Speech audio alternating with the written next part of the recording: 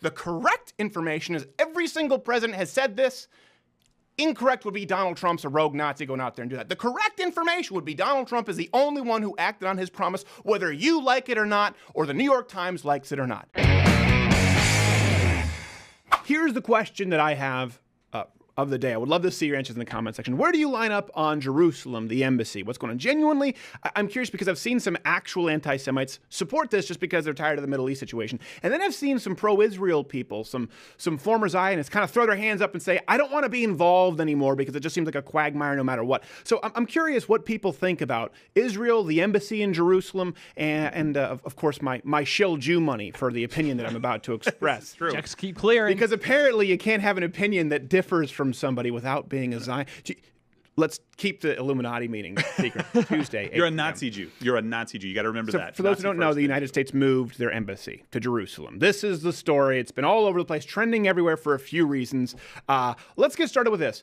Because Fen Computer, this comes from your homeland, your home lab. From my ancient homeland. Yes. Germany, again, opposed the United States embassy's move to Jerusalem, and now they're boycotting the move. They're just mad. I don't even know what they're boycotting the opening ceremony, I guess.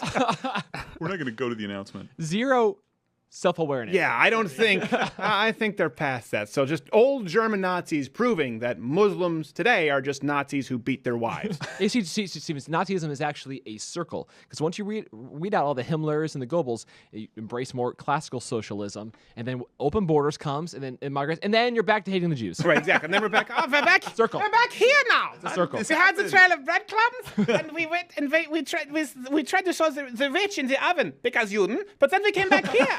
Because Juden? So here's one thing. Here, let's give some context here. In 1995, Congress passed an act that would relocate the embassy to Jerusalem and recognize it as Israel's capital no later than 1999. We've talked about this. It passed overwhelmingly. 93-5 in the Senate. I think 370-something to 30-something in the House. Okay? Here's why. As we've covered in the past, this is a perfect example if you want to talk about media corruption, getting mad at President Donald Trump. Every president in modern history, since probably all of you watching this have been alive, have said they were going to relocate the embassy to Jerusalem. Tail of the tape. Jerusalem is still the capital of Israel and must remain an undivided city accessible to all. As soon as I take office, I will begin the process of moving the United States ambassador to the city of Israel as chosen as its capital. I continue to say that Jerusalem will be the capital of Israel, and I have said that before, and I will say it again. And Jerusalem will remain the capital of Israel, and it must remain undivided. We will move the American embassy to the eternal of the Jewish people, Jerusalem. Nazi! Got him. He even has the pigment with the hair. True. Did all these presidents, did none of them believe that for real? Because why did none of them follow through? Again, they all said it, and that's a fair question. question. Are they pandering? That's a fair question. They all said it, and there are a couple of different theories, because it would be overwhelmingly unpopular to say otherwise, or because secretly they all feel this way about the Jews in Israel, as Helen Thomas openly expressed when she wasn't aware that she wasn't supposed to say things that are crazy. Any comments on Israel? We're asking everybody today. Any comments on Israel? Tell them to get the hell out of Palestine. Remember, these people are occupied, and it's their land. It's not German, it's not Poland. So where should they go? What should they do? They go home. Where's the home? Poland. So the Jews... Germany. Germany did an about-face. Nine! Let's keep the capital there! That bitch needs to get laid. They're cool. She looks like Harvey Firestein banged the junk Muppet from Labyrinth. Yeah, what were we going to say? I don't think any of the presidents had the stones to do it. I mean, what are we hoping is going to happen in the meantime? Are they hoping to pacify people enough? You'll send them back to their home. No. I mean, why don't you have the balls to move the capital there, or at least to move the embassy there, like Donald Trump did? What do you expect to happen? What they're claiming now is they're mad because they're saying that moving Jerusalem to the capital, because the Palestinians want it, and if we're talking about two-state solution, that we remove a bargaining chip for peace. Like we did when we pulled out of the Iran nuclear deal, and they immediately started burning the American flag, chanting death to America, and pissing themselves, forgetting who they were for a few minutes from the carbon monoxide poisoning. It doesn't make sense. It doesn't make sense for Israel to honor Palestine with anything. No, we're at a point. It's like Marvin Gaye dropping a Father's Day album. What happens? It's nonsensical.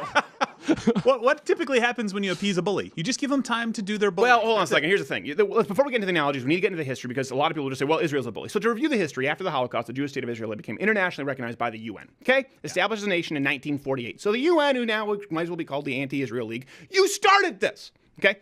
Well, technically, you guys started it. Computer, and the UN was just like, okay, yeah. Let's get back to the facts here. So that was how it was 1947, all right? Then it was immediately attacked by all the neighboring Arab nations who wanted to wipe them off the face of the earth. Surprise. Spoiler alert, Israel won. Then, again, in 1967, Egypt, Syria, and Jordan tried to wipe Israel off the face of the map with the Six-Day War. I say the Six-Day War because on the seventh day, the Jews rested from kicking so much Arab ass. So it's hard to lose bargaining chips with these nations when all they want is the complete and total destruction of Israel, right? And when I say that, I know you're saying, hold on a second, why are you... That's hyperbolic. No, actually, it's in Hamas's original charter. Direct quote, Israel will exist and will continue to exist until Islam will obliterate it, just as it obliterated others before it. And then it also says there is no solution for the Palestinian question except through jihad. Initiatives, proposals, and international conferences are all a waste of time and vain endeavors. By the way, Hamas was democratically elected, mind you, in Palestine. So that's important to note.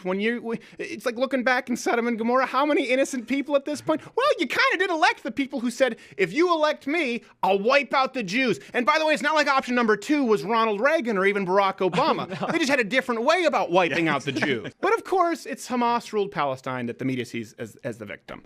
You've all seen the headlines, right? This is the top trend today on Twitter. 50-odd-something Palestinians killed by Israeli forces today. Which, listen, loss of life, I understand it. There's nothing wrong with being empathetic. The reality, though, is that according to Israeli military sources, before you question the sources, just bear with me, the so-called protesters were actually trying to breach the wall, and some of them were terrorists laying down mines. No. I know, you can't trust anything the Jews say, right, because they're shifty and Ben Shapiro money. Okay, so let's just trust the democratically elected genociders here. Have you seen the footage of it? It looks like a Call of Duty war zone. Yes. It's insane. It looks like World War Z with These bodies. are not people with banners and little pussy hats. They were out there with signs and all of a sudden got shot. But that's not what happened. Let's say you don't trust the Israeli military, right? You're going to go with the democratically elected genociders wiping off all the Jews. Okay, Hamas, by the way, actually, it's on record, pays protesters to get injured. They want their own people to be hurt or killed just for the sake of headlines. It's like the George Soros of the Middle East. You make the bonus round if you get injured laying down mines. Let's do this. Remove the wall. Toss them all in there for a peaceful solution. What could possibly go wrong there? It's just completely nonsensical to me. Something else that people need to note, Palestinians, by the way, do you know who has it better than Palestinians in Palestine, which, by the way, it's not a country, it's never been a country, it's not a thing. The other Arabic, they didn't want you, that's why you're there, that's why you're in this mess. Do you know what's worse? You know who has it better than Palestinians in Palestine? Palestinians in Israel. Okay, of course, Israel, first off, right off the bat, it's not even close. They rank much higher in the standard of living. But the average income of Palestinians living in Israel is 4 times higher than those living in Palestine. $355 compared to $1,600, I think. Right now, Sven, what was that per month? Per month? Yes. There you go. Yeah. Some would say that's statistically significant. Better. What's the math there, BP? More better. Is that 19,000 times? That's a lot more. It's Jew gold. Yeah. It's Jew gold in a wall. And by the way, before you, that doesn't prevent anything, many Palestinians freely serve as elected members of the Israeli government. Yeah. They like it, they're better. And this is one thing that's so funny for me. We always talk about nuance. The left, like, you just see everything through moral absolutes. No, listen, but we do see the world through right and wrong. I know everyone in this room, there is right and there is wrong. And there is some gray area. Of course, no one is saying there is no gray area. But we do view the world as right versus wrong, or sometimes correct versus incorrect. Whereas the left sees it as mean versus nice. It's not nice to have a wall. It's mean to have 3-hour pat-downs at the airport. It's not nice when you have a more powerful military to use it effectively to protect your borders. Israel, they have a better GDP, better military, way beyond the capacity of surrounding nations. So it's not nice for them to protect mean and nice are not synonyms for Right. moral and immoral. It's no comparison. It's not nice to blow away Palestinians when they're trying to breach your wall. Just like it's not nice to shoot a home invader. Couldn't you have shot him in the leg? And here's the thing: maybe some of those Palestinians just were trying to get in. Maybe they just wanted to see some tourist destinations. Maybe they wanted to go some holy spots. Maybe some of them were putting in landmines. Maybe the guy sneaking into my house at 2 a.m. because he wants to make himself a sandwich. Maybe he wants to rape my wife. So when you're just dealing with it's not nice to shoot him versus is it right to shoot a home intruder in the middle of the night? It's certainly morally acceptable. Is it right to blow away 50-something plus people if some of them are laying down landmines? It's certainly morally acceptable, regardless of whether you think it's nice or it's not.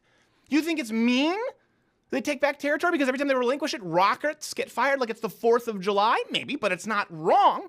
It's wrong to build tunnels that lead directly to Israeli grade schools and churches. That's wrong. Right now, go and Google YouTube video so you don't think it's just from me and my big Jew money. Grade schools in Israel, and look at the shelters they have and the buzzers and sirens that go off like clockwork every day because of another rocket being launched at them. It's all right. It's like when you tucked under your desk when it was the 1950s. That's what these kids have to do in Israel every single day. It may not be nice for the Israeli military to effectively target Palestinians and then blow away these tunnels, killing plenty of these people in the process, but it's not morally wrong. It is morally wrong to target women and children. And if you look at the difference between Israel, let's even assume the worst, which is from the media, okay? Let's assume the worst, that they're okay with some collateral damage. A lot of the time people say, well, look, you didn't have to the kid was just throwing a rock. He was throwing, he didn't have, well, listen, you get a little bit, I get it. You could be a little trigger happy when last time you thought it was a rock and it's a rocket. On the flip side, Hamas wants the extermination, the extinguishment of all Jews. They're not okay with collateral damage. Their charter is focusing on collateral damage. The end game is to kill Jewish children and women. Then you come back to me and talk to me about nice versus mean. It's about right versus wrong, and as far as the media's covering it with the embassy, it's about correct versus incorrect. The correct information is every single president has said this. Incorrect would be Donald Trump's a rogue Nazi going out there and do that. The correct information would be Donald Trump is the only one who acted on his promise, whether you like it or not, or the New York Times likes it or not. Incorrect would be to act as though he's somebody who's being inconsistent. This is one, put it on the scoreboard for President Donald Trump, and he doesn't always get those. I'm going to give him that one. Hey, if you like this video, subscribe, hit the notification bell, or if you want to continue to enjoy free content, support us at louderwithcrowder.com/mugclub, where you get the full nightly show. An hour every day free along with all of our friends' content. If not, you don't want to do any of those things, you're probably just here, you're watching me seething. You came here to hate watch. That being said, the internet was created for people like you.